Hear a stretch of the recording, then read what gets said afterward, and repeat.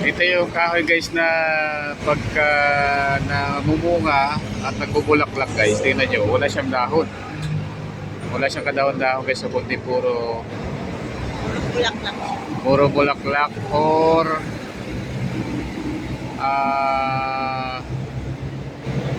bunga. Oh, yan guys. So, wala siyang bulaklak talaga. Oh. Wala siyang dahon. Oh. Yan, oh, puro bulaklak na siya. Tsaka, Ganda naman. siguro after bulaklak, yan yung kanyang bunga. Oh, pag namumunga siya, oh, ito guys, oh, akala mo guys patay. Ito yung isa, akala mo siya Ito patay. may mga maliliit na. Pero, may maliliit na yun na yung ano, magiging parang bulaklak niya or bunga. Akala mo lang patay, pero buhay siya. O, diba? O, ito siya guys, o, ganyan siya. O, diba? Para makita nyo ng maganda-ganda.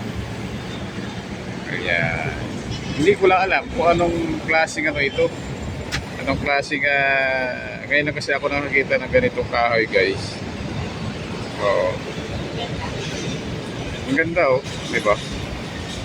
O, di ba meron ka ng bulaklak at bunga niya. Wala siyang dahon. Maganda ko to kung siguro kung sa tabi ng bahay mo, di ba? Nakikita mo ganyan, matutuwa yung mga dumadaan o mga pupunta sa bahay. Oo, ganun eh. At ito naman ngayon ay maglalamere na tayo papunta Tangasona. Mga ka-idol. Ano?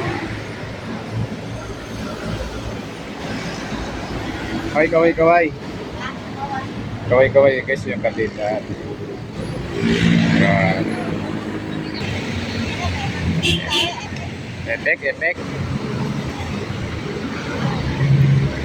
Ay, maraming salamat sa pag-gabis ng mga bye-bye.